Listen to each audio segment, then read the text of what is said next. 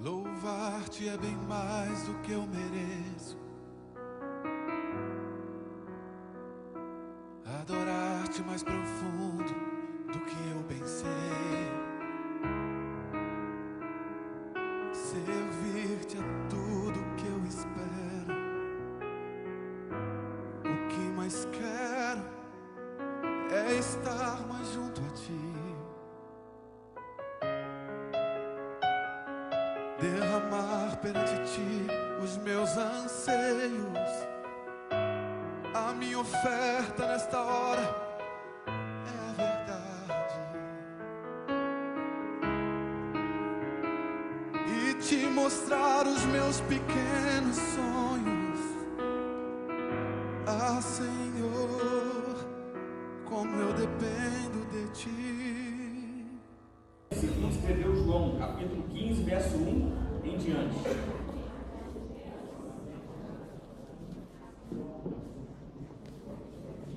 O tema da mensagem de hoje é dependência de Deus. Nós queremos falar sobre a dependência que nós precisamos, temos que ter do nosso Senhor e Salvador.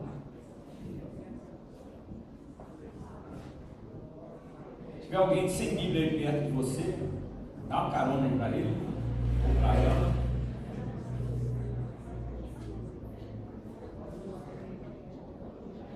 Evangelho de João, capítulo 15, verso 1 em diante.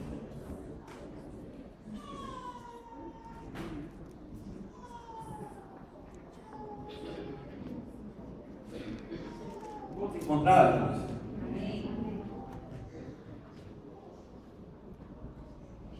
Está escrito assim: eu sou a videira verdadeira e meu pai é o lavrador. Toda vara em mim que não dá fruto, atira e limpa. Toda aquela que dá fruto, para que dê mais fruto. Vós já estáis limpos pela palavra que vos tenho falado. Está em mim e eu em vós. Como a vara de si mesmo não pode dar fruto, se não estiver na videira. Assim também vós, se não estiveres em mim. Eu sou a videira verdadeira, vós as varas. Quem está em mim e eu nele, este dá muito fruto. Porque sem mim, algumas coisas não podem fazer. É isso que está escrito? Porque sem mim, nada podeis fazer, não alguma coisa? Então vamos lá. Deus, lemos a tua palavra. E ela é a autoridade máxima nessa casa. Pedimos, Senhor Deus, que ela seja aplicada de uma forma dinâmica, prática, coletiva e individual em nossos corações. Queremos ser aqui, ó Deus, mais semelhantes a Jesus. Nós pedimos o nome do teu Filho amado, que morreu na cruz por nós, Jesus de Nazaré. Amém. Você sentar, por favor? Irmãos, com a desobediência que aconteceu lá no Éden, através de Adão, os nossos pais Adão e Eva, nós nos tornamos independentes, nós nos tornamos autônomos, tornando dono do nosso próprio nariz. Nós saímos debaixo de uma comunhão, de uma proteção, de uma dependência de Deus e falamos assim: Deus, nós sabemos qual que é o melhor caminho para nós. E o homem é a raça mais arrogante que existe na face da terra. O ser humano é totalmente cheio das suas vaidades. Vaidade, irmãos, não é cuidado. Às vezes a gente pensa que vaidade é assim, a pessoa se arrumar. Não tem nada a ver com isso. Vaidade significa colocar a sua esperança naquilo que é oco, naquilo que não tem nenhum valor. Isso é o original da palavra vaidade. Então, uma das nossas especialidades é a vaidade. A sociedade que nós vivemos é totalmente perdida. Busca as coisas visíveis, tem se tornado vazia. Ela busca os deuses falsos, tais como o sexo, o dinheiro, o poder, a fama, a mídia. O homem sempre tentou viver independente de Deus. O homem sempre tenta viver independente de Deus.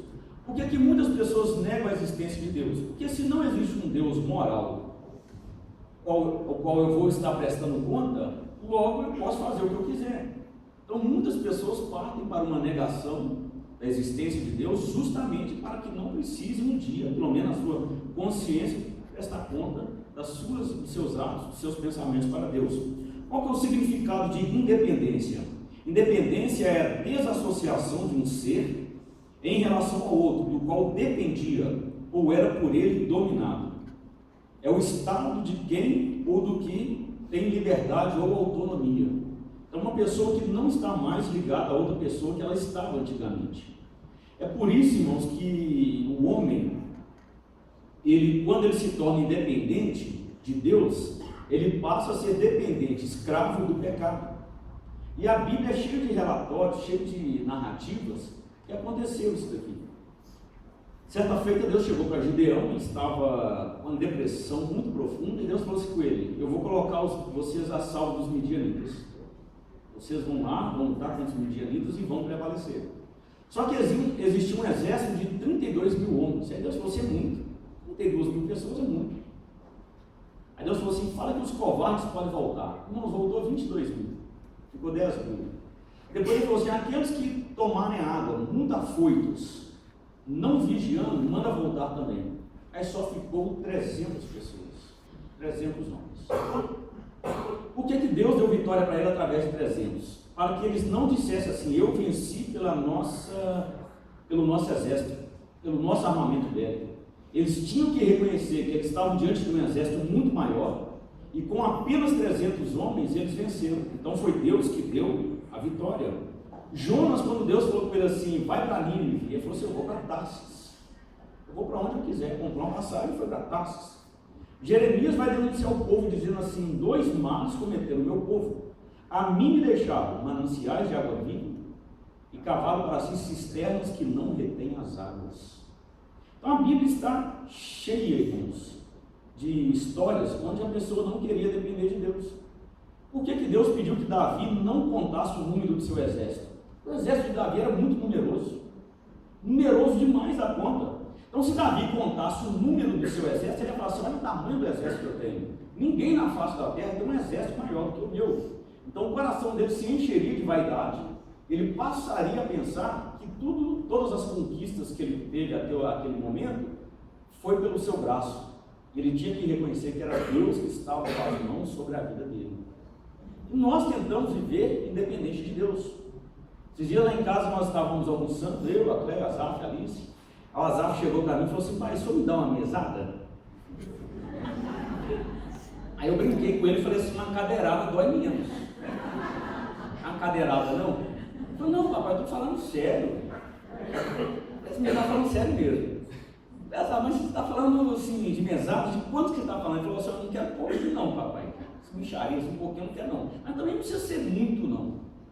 Eu falei: de quanto você está falando? Ele falou: 50 tá bom, pai. Aí eu virei para a Alice: você, Alice, quanto você quer? Ela falou: 1000. Foi mais esperta, né? Vai que cola, irmão. Aí eu falei assim: depois nós conversamos acerca disso. Aí passou o dia, no outro dia eu fui buscá-lo na escola, e ele falou assim: papai, o senhor pensou naquele assunto? Eu falei: que assunto, papai? O assunto da mesada, papai. Eu falei: senta aí que nós vamos conversar. Sentei, falei para ele: está te faltando alguma coisa? Suas roupas estão rasgadas, seus tênis estão velhos. Ele falou: não, papai. Eu falei: sua escola está atrasada ou não? Merenda está te faltando alguma coisa? Aí eu fui mostrando para ele que ele era totalmente dependente de mim. Falei para ele: olha, filho, eu estou criando você para ser uma pessoa independente. Eu não quero criar você para ser dependente financeiramente de mim. Quando você crescer, você vai casar, vai ter a sua independência. Mas hoje você depende de tudo de mim. Eu sou seu pai. Eu que cuido de você. Se tiver faltando alguma coisa, você pode vir conversar comigo que eu vou providenciar o que estiver faltando. Mas caso contrário, você depende de mim. Não está certo, papai. Então nós queremos viver de forma independente. Mas o sonho do homem de autonomia se tornou um terrível pesadelo. Abandonou um Criador justo e amoroso e foi subjugado por um implacável tirano chamado Satanás, cujo propósito é matar, roubar e destruir.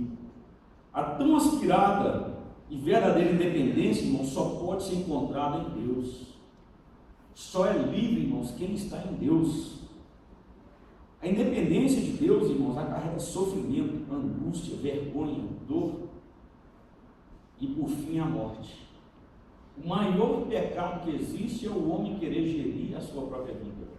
É o homem dizer para Deus assim: Deus, eu mesmo vou gerenciar a minha vida. Viver desassociado de Deus. Na época da Idade Média, houve um movimento chamado Iluminismo, uma volta para os clássicos, a Idade da Razão, onde as pessoas romperam com tudo aquilo que era religioso. E o homem achou que ele estava agora no centro do universo. Ele largou o teocentrismo, que era Deus no centro, e começou a praticar o antropocentrismo, que é o homem que está no centro.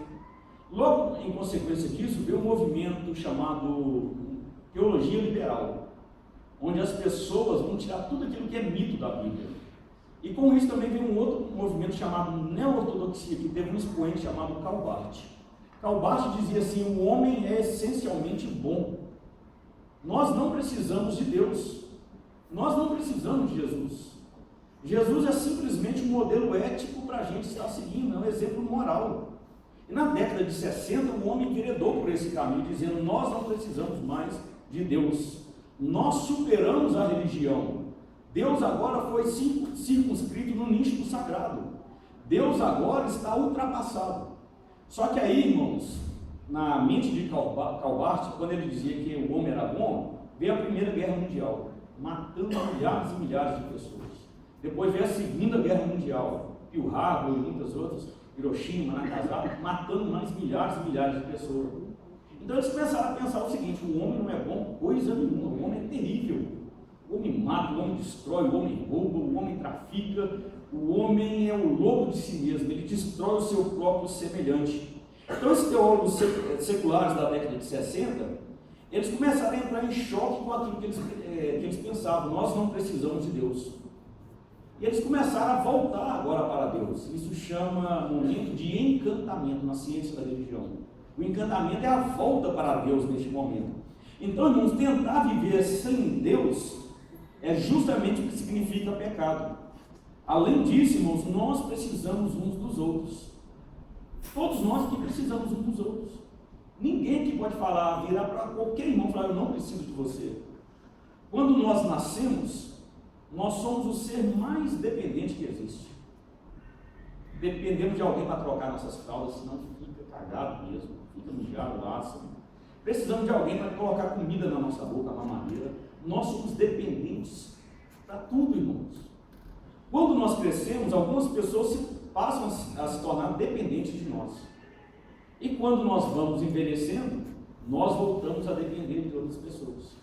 Daí, irmãos, o segredo da velhice. É muito comum encontrarmos cristãos, até mesmo cristão que não deveria ter esse pensamento, mas diz assim: eu não quero ser um peso para ninguém. Eu não quero servir para ser peso para ninguém. Você conhece alguém que já falou isso? Conhecemos várias pessoas. Quando eu ficar velho, eu não quero dar trabalho para ninguém. Irmãos, todos nós estamos destinados a dar muito trabalho para o outro. Eu estou destinado a dar muito trabalho para vocês. E vocês também estão destinados a me dar muito trabalho. Porque nós somos dependentes uns dos outros. O homem foi feito como um ser gregário, ele tem que viver em sociedade. Ele não consegue viver sozinho.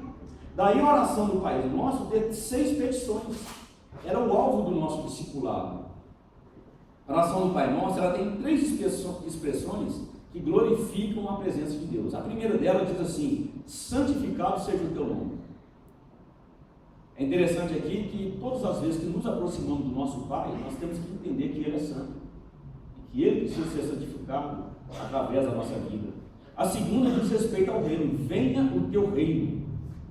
Esse reino de Deus, ele não é conquistado, ele não é adquirido, ele não é por nascimento, ele é simplesmente por misericórdia de Deus.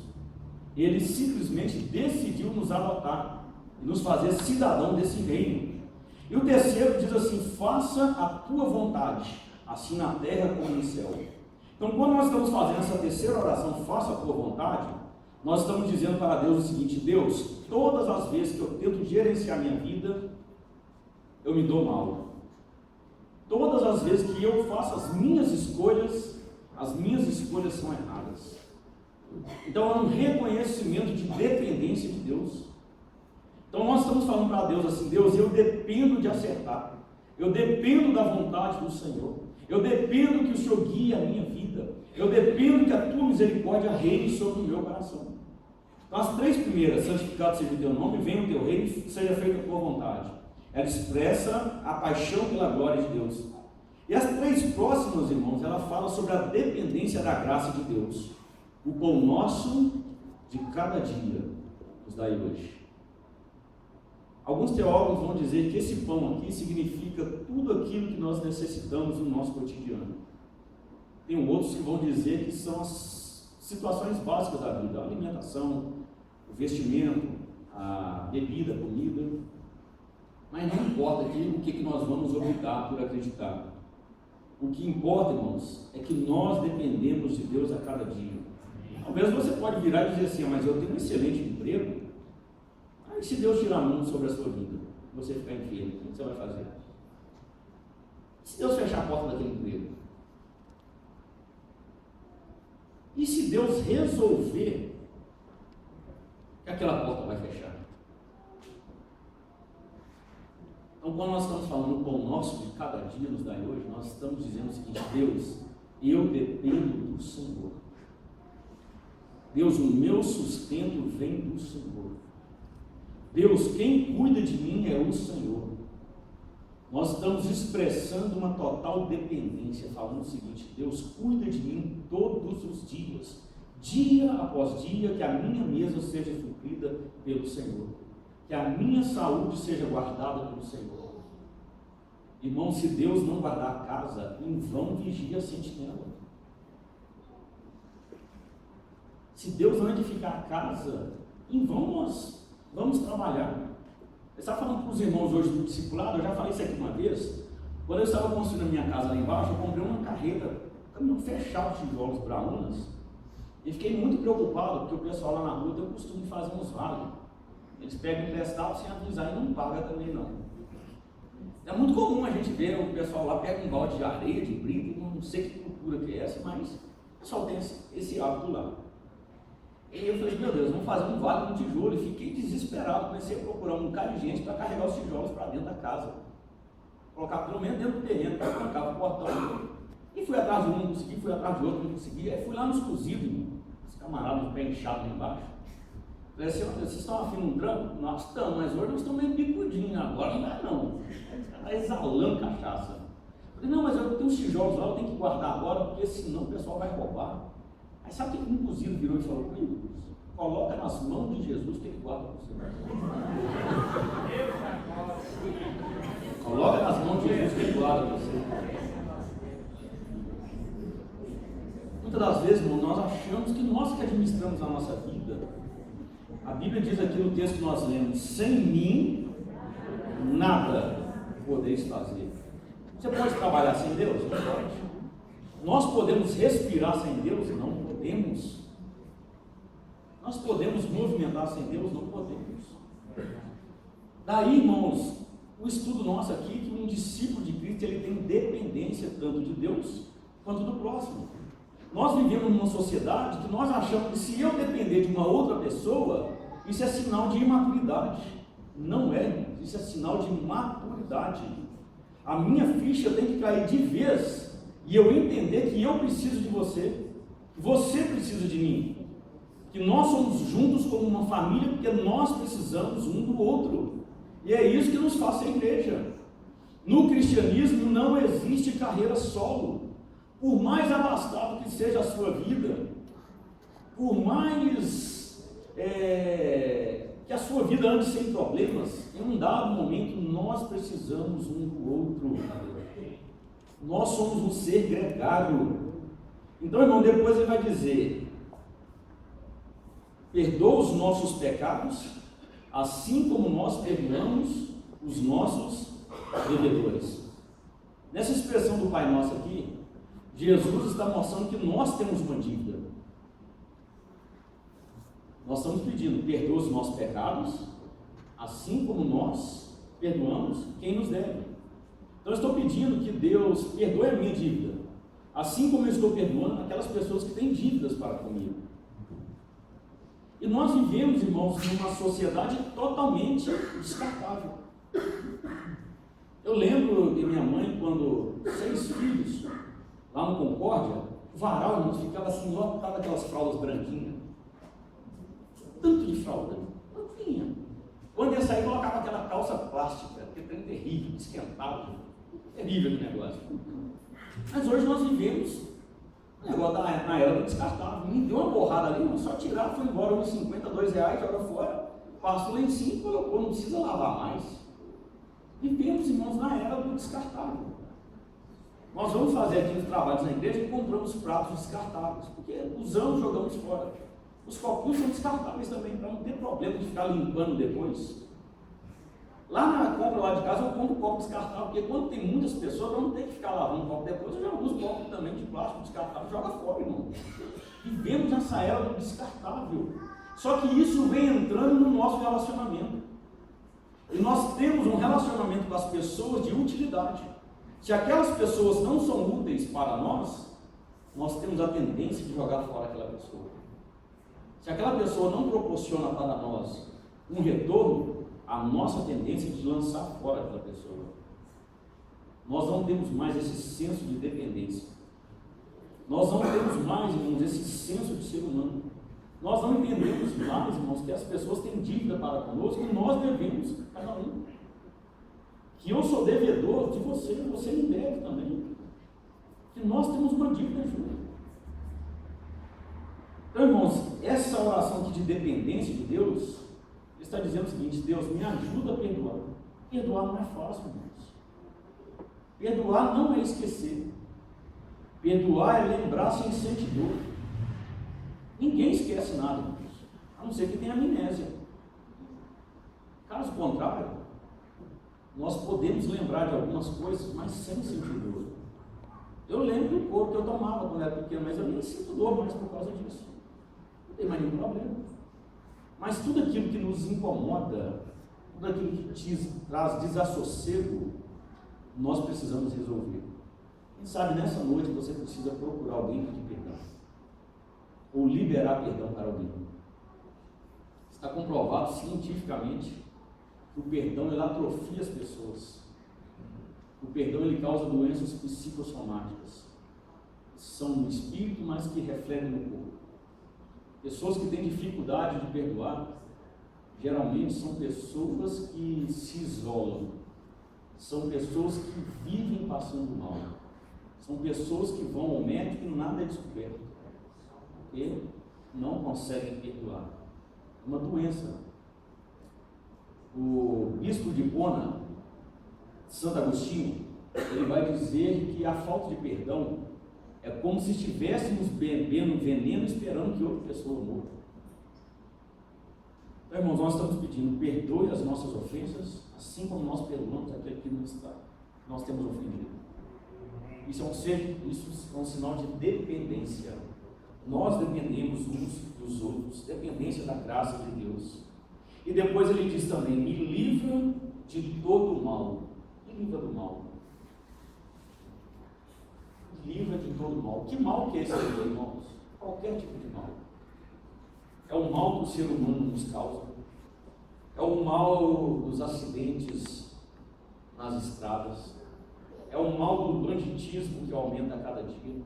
É a malignidade humana que ultrapassa os limites, que têm se tornado insuportáveis. Então, quando ele está dizendo aqui: Senhor, me livra do mal, ele está dizendo o seguinte: Senhor, eu não consigo me livrar de todos os males que vêm contra mim. Então me ajuda, me proteja, me livra de todo o mal. Bom, você já parou para pensar quantos livramentos Deus já te deu? Você nem sabe. Quantas vezes é para você ter morrido atropelado e Deus te livrou? Estava ouvindo uma história esses dias. Deixa eu ver se eu lembro a história. Diz o seguinte: que um rapaz ficou muito nervoso. Primeiro porque ele acordou atrasado. O despertador não tocou. Então ele chegou atrasado lá no serviço.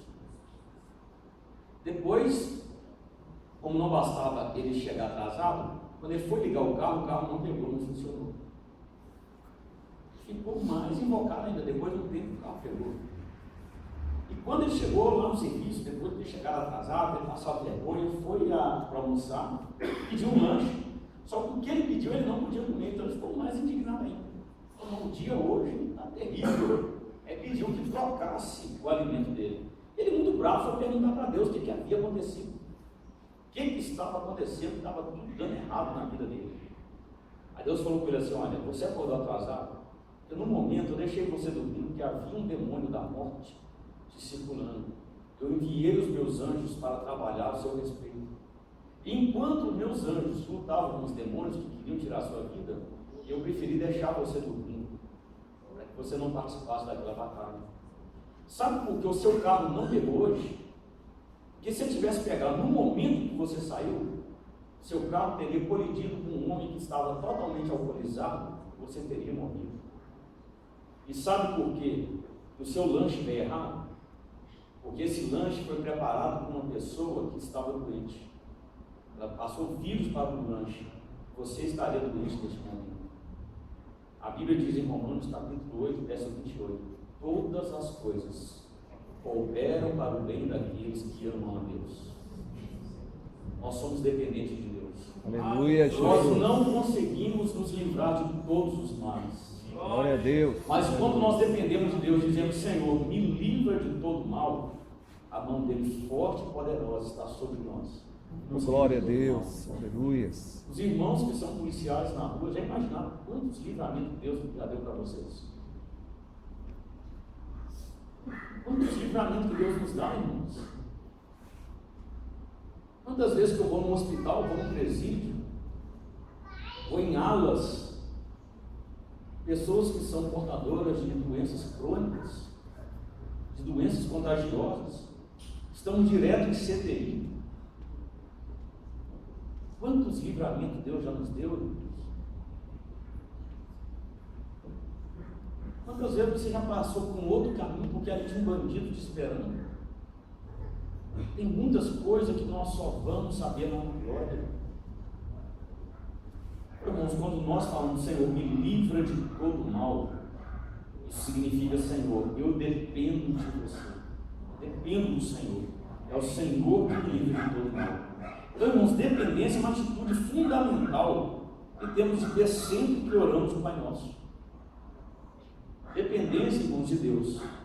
E como que nós podemos, irmãos, ser mais dependentes de Deus? Em primeiro lugar, agradecendo a Deus com frequência e sempre. Então, irmãos, nós precisamos agradecer a Deus com atenção e admiração, por privilégio sem fim. Gratidão, irmãos, é um solo cuja soberba, orgulho, não cresce facilmente. Existem cerca de 15 anos que eu vou para Rio Piracicaba. Um tempo era todo mês, uma vez por mês, agora mais espaçado, apenas de vez em quando. Então, os irmãos que já desceram aqui comigo, irmãos Zé Geraldo, nós, muitos irmãos, já vimos tantos acidentes, já ajudamos muitas a socorrer pessoas que caíram em banceiro, em buracos, já vimos carreta na contramão, já tivemos tantos livramentos, 15 anos descendo essa 381, a rodovia da morte. Estamos aqui, irmãos, incólumes, a mão de Deus sempre esteve sobre nós. Amém. Motivo para agradecer a Deus, irmãos. Graças a Às Deus. vezes nós pensamos que livramento, testemunho é só quando a gente fala assim, irmãos, eu estava vindo para cá, o carro capotou 20 vezes, irmãos, mas nada aconteceu comigo.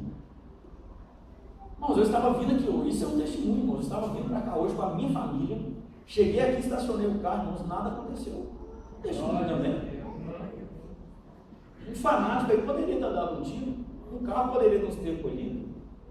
Então, mesmo no ordinário, nas coisas pequenas que acontecem na vida, nós precisamos de agradecer a Deus. Você alimentou hoje? Precisamos agradecer a Deus. Quantas pessoas que têm vontade de comer, mas não podem? Come terra lá na África. Come, irmãos, resto na rua. Esse dia eu estava passando no centro e vi um camarada pegando aquele resto de coxinha, aquele pedacinho que fica de massa, descolando assim no guardanapo, pondo na boca e comendo com uma boca boa, porque tem embrulhou no estômago de um jeito. Eu fiquei imaginando, aquela pessoa tem vontade de comer, mas não pode. Tem pessoas que podem comer, mas não tem apetite. são portadores de algum tipo de enfermidade que não pode alimentar. Você alimentou hoje, motivo de agradecermos a Deus.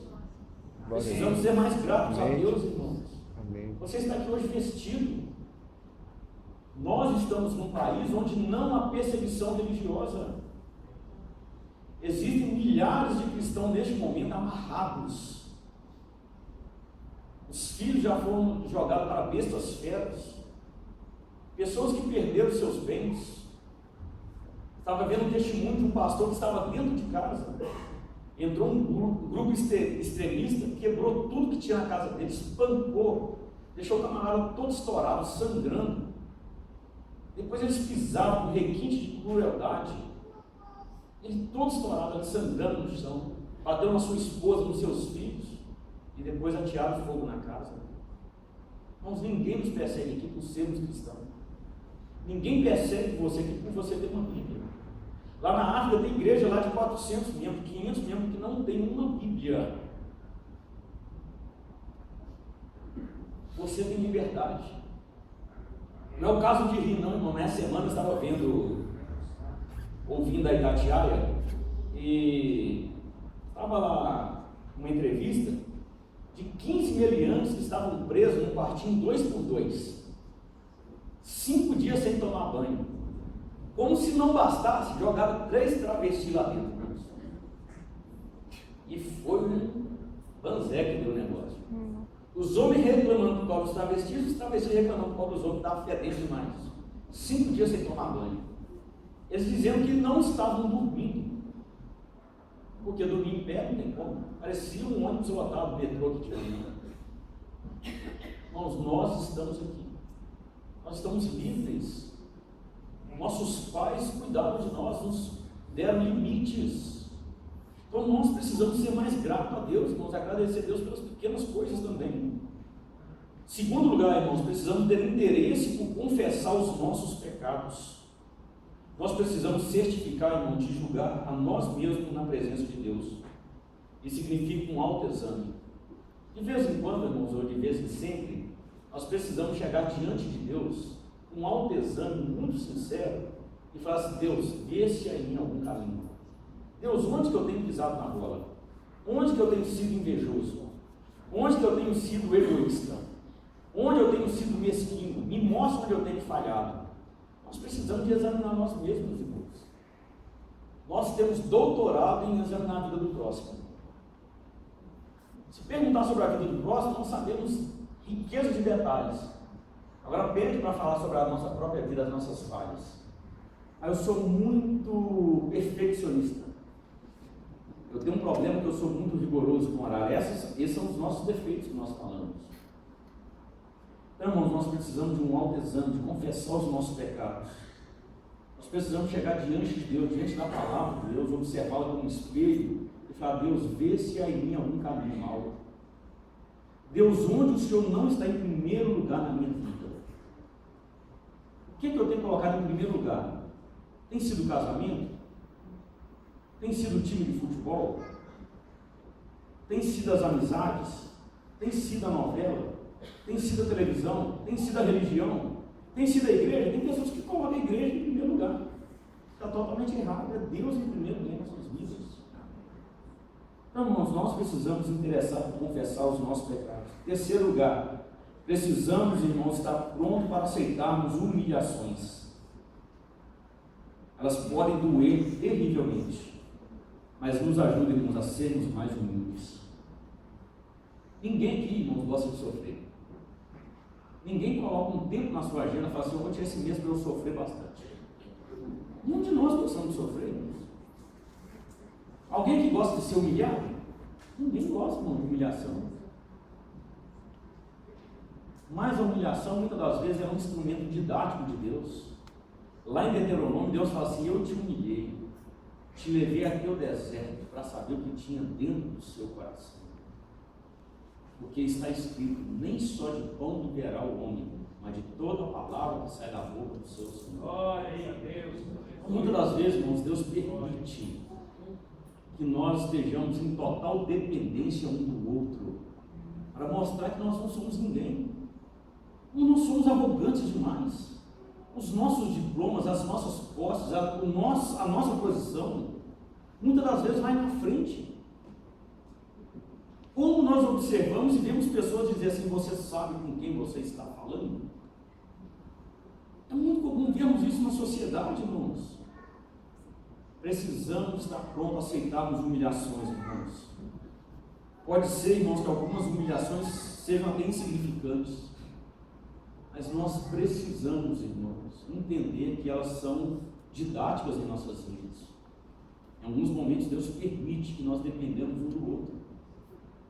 Teve uma vez que eu acordei com um braço doendo demais, o braço esquerdo. Uma dor terrível, uma dor alucinante. A dor doía tanto, irmãos, que eu não conseguia virar a perna. Os irmãos sabem que para eu ir no hospital, tem que estar quase assim, entrando em óbito. A dor estava tão assim, alucinante que eu fui ao hospital. A Cléia falou, liga para alguém te levar, porque não pode deixar que eu levo. Pode deixar que eu vou sozinho. Peguei o carro e fui só com essa mão, dirigia passando marcha, de madrugada. Isso é o que, irmãos? É um orgulho. Poderia ter ligado para alguém. Não, estou precisando, me leva para o hospital. Mas não é isso que eu quero dizer, não. Aí eu vi, irmãos, como o meu braço esquerdo faz falta. Eu sou destro, não sou canhoto. Mas eu descobri, irmãos, como o meu braço faz falta. Principalmente na hora de passar a marcha. A gente passa a marcha e segura com a mão esquerda. E passa a marcha com a mão direita. E eu vi como o meu braço fez falta. Como que eu dependo do braço esquerdo e muitas vezes eu não dou valor para ele. Na igreja, irmãos, não é diferente. Nós dependemos um do outro. Nós precisamos de orar um pelo outro. Nós somos chamados para sermos resposta de oração um pelo outro. Você foi chamado para ser uma bênção para esse irmão que está ao seu lado. Nós somos dependentes, irmãos, de Deus e um do outro. Aceitar, irmãos, as humilhações pode ser que seja até humilhações maiores, mas tudo isso pode ser uma oportunidade para estarmos um pouco mais próximos do nosso crucificado e humilde Senhor. Jesus, irmãos, ele entrou num estado de total dependência. Jesus dependeu de Maria, Jesus dependeu de José, Jesus ele nasceu num berço. Jesus dependeu que alguém fosse lá e colocasse alimento na sua boca. Jesus, para dar os primeiros passinhos, irmãos, com certeza Maria foi uma boa mãe, seu pai José, um excelente pai, com certeza segurava no bracinho dele. Ele se tornou dependente. Ele já não nasceu adolescente ou já adulto, ele experimentou a dependência. Jesus dependeu de sua mãe, dependeu dos seus irmãos, dependeu do seu pai, no sentido, irmãos, existencial, não no sentido divino. Então, irmãos, o próprio Jesus dependeu das pessoas. Na morte de Jesus, ele dependeu de uma pessoa que levasse para um túmulo, porque ele não tinha túmulo. José de Arimateia o levou para o túmulo que ele tinha. Jesus dependeu de um barco emprestado de Pedro, porque ele não tinha onde nem reclinar sua cabeça. Ele pegou um barco emprestado de Pedro para pregar o Evangelho. A Bíblia vai dizer que pessoas sustentavam Jesus. Jesus dependia da misericórdia do outro. Se o próprio Deus, irmãos, dependeu de outras pessoas, então a dependência é um grande caminho no nosso discipulado. Jesus dependeu das pessoas. Em quarto lugar, irmãos, não se preocupe com status. Não só existe um status que o homem precisa se preocupar. O status, irmãos, está próximo de Deus, de sermos semelhantes a Cristo. O resto, irmão, vai ficar tudo aí. Todos os títulos que temos, as posses que nós conseguimos, o dinheiro que nós amealhamos no decurso da nossa vida, tudo isso vai ficar aí. Mas quando nós morrermos, nós vamos depender de algumas pessoas para carregar o nosso caixão. Nós vamos depender de um coveiro que vai precisar de abrir um buraco para nos enterrar. Nós vamos depender até de umas pessoas para chorar, irmão, para falar que nós éramos importantes.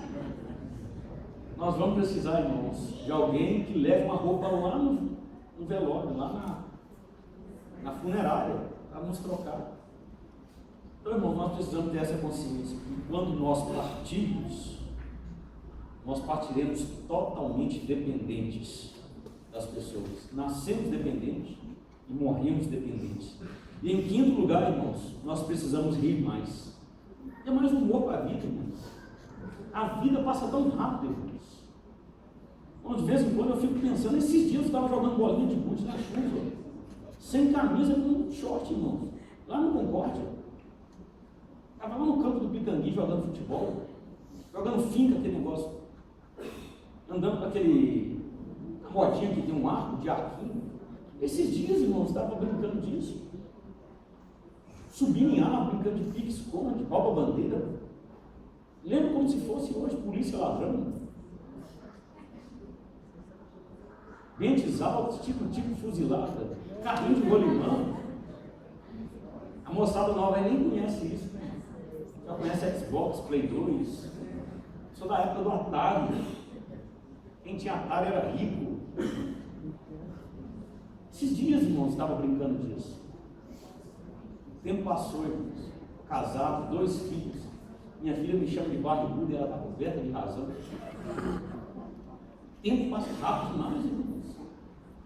Eu acredito que estou mais próximo da linha de chegada do que do ponto de largada. A vida passa muito rápido. Uma vida que passa muito rápido, nós não podemos ter o luxo de ficar azedo, irmãos. Nós precisamos sorrir mais. Gozar das coisas boas, irmãos. Viver mais a vida. Curtir mais a nossa família. Aproveitar melhor o tempo com os amigos. Celebrar mais o Senhor, viver de forma intensa. A vida passa muito rápido. A vida, irmãos, passa num piscar de olhos. A pessoa que nasce hoje, a Mariana que nós apresentamos aqui, ela já é suficientemente idosa para morrer já. A vida passa muito rápido. A vida é como um piscar de olhos. Aí nós entendemos que nós chegamos no mundo, ele é como uma festa. Geralmente é assim, eu não gosto de ser o primeiro a chegar na festa. Nós chegamos, a festa já está acontecendo. E eu nem gosto de ser o último a ir embora. Nós vamos embora, a festa continua. E o mundo é desse jeito, irmãos. Nós chegamos, o mundo já está aí sendo mundo. Nós vamos embora, o mundo continua sendo mundo. Aí nós paramos e lembramos que nós somos apenas mais um tijolo existencial nessa nossa caminhada humana. Então, irmãos, nós precisamos valorizar mais as pessoas. Valorizar mais esse momento que nós temos aqui de celebração ao Senhor. Por isso, irmãos, que na idade avançada, na velhice, as pessoas têm valor pelo que elas são, não pelo que elas podem proporcionar. Quando nós vamos ficando mais velhos, nós não vamos conseguir produzir mais. Ninguém vai chamar a gente mais para bater laje. Graças a Deus por isso. Livramento, ô glória. Ninguém vai chamar a gente mais, irmãos, para um trabalho pesado, para capinar. Graças a Deus, ninguém vai chamar mais a gente para capinar.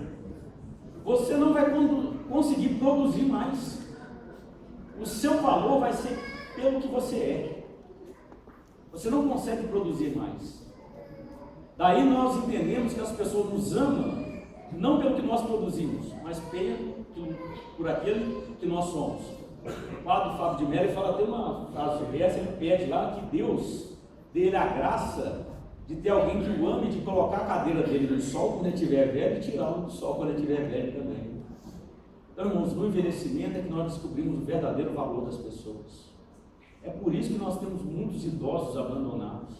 Ninguém mais tem paciência com os idosos. Porque o idoso, ele precisa de alguém para conversar. Ele quer estar conversando com alguém. E a moçada mais nova geralmente não tem muita paciência. O papo das pessoas que já estão mais experientes na vida é uma conversa muito amadurecida. É uma conversa que nos ensina a viver.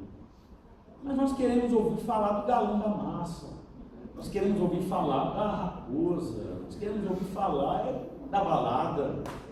Nós queremos ouvir falar de coisas que são pertinentes à nossa idade. Daí, irmãos, a necessidade de nós estarmos valorizando muito mais as pessoas. É terrível, irmãos, quando nós estamos dentro de um ônibus, tem um camarada forte sentado naquele banquinho que é destinado a pessoas idosas, e a pessoa ainda finge que está dormindo. Cutuca ele, é o surdo com conveniência. Finge que não ouviu. Por isso, irmãos, que nós precisamos valorizar aquelas pessoas que já andaram mais na vida do que a gente. Daqui a alguns anos, eu tenho uma pessoa velhinha lá me esperando, que serei eu mesmo. E como eu quero, irmãos, tem pessoas que me amam pelo que eu sou. Eu quero que meus netos tenham paciência comigo. Quero que quando eu conversar com meus netos, eu falo, meu Deus, eu não vou, misericórdia. Quando chega, espalha bolinho, todo mundo corre. Eu quero que seja diferente, irmãos. Quero sorrir com eles. Colocar um bonezinho para trás, torcer junto com o time lá, que nós achamos que foi melhor. Precisamos, irmãos, valorizar nossos pais, nossas mães, nossos avós. Precisamos valorizar as pessoas que estão ao nosso redor. Porque, num certo sentido da vida, todos nós dependemos um do outro. Viemos, irmãos, este mundo totalmente dependente do amor, do cuidado, da proteção de outros. E nós precisamos crescer entendendo que outras pessoas dependem de nós, que nós podemos ajudar. Eu quero encerrar contando duas histórias, uma bíblica e outra uma ilustração. Uma história bíblica muito conhecida como parábola do filho pródigo. Ela mostra as consequências de tentar viver longe do pai. O filho pródigo é uma narrativa de 3 histórias. Jesus está usando um método chamado método rabínico. O método rabínico, ele consistia em 3 argumentos para uma resposta. Então ali Jesus estava mostrando 3 argumentos. Ele está falando sobre um pastor que tinha 100 ovelhas, ele contou, tinha apenas 99, ele deixa 99 no aprisco e vai atrás de uma que havia se perdido. Ele conta a história de uma mulher que havia 10 dracmas. Ela perdeu uma dentro da sua própria casa. Então ela chama as suas amigas, liga as luzes, começa a varrer, começa a procurar até achar a dracma. Assim que ela acha a dracma, ela se alegra muito e dá uma festa com as suas amigas. E conta a história de um pai que tinha 2 filhos.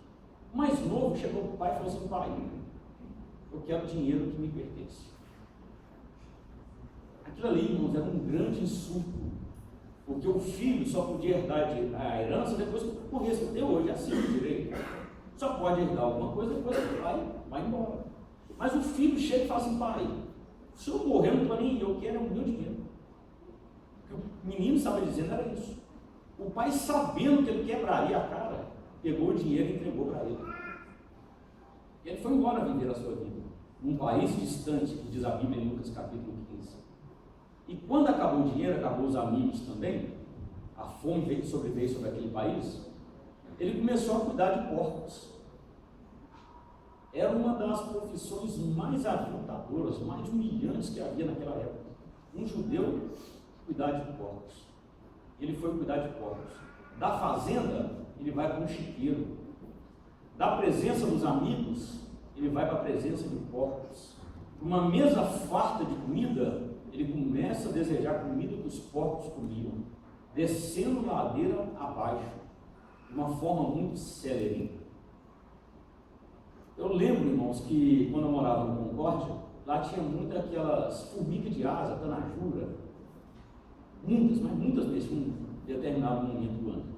E minha mãe pegava uma bacia com água, não sei se vocês já fizeram isso, e colocava debaixo da lâmpada. Aquelas formigas gostam muito de lâmpada, da claridade, do calor. E quando minha mãe colocava a bacia com água debaixo assim, da lâmpada, elas mergulhavam na água achando que era a lâmpada, achando que iriam aquecer.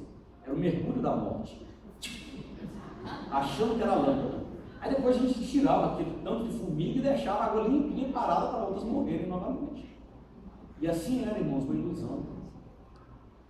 Esse rapaz, ele teve essa grande ilusão. Ele achou que estava correndo atrás de algo que brilhava muito. O seu futuro estava totalmente garantido. Ele achou que viver longe do pai era melhor. Até o momento que ele caiu em si.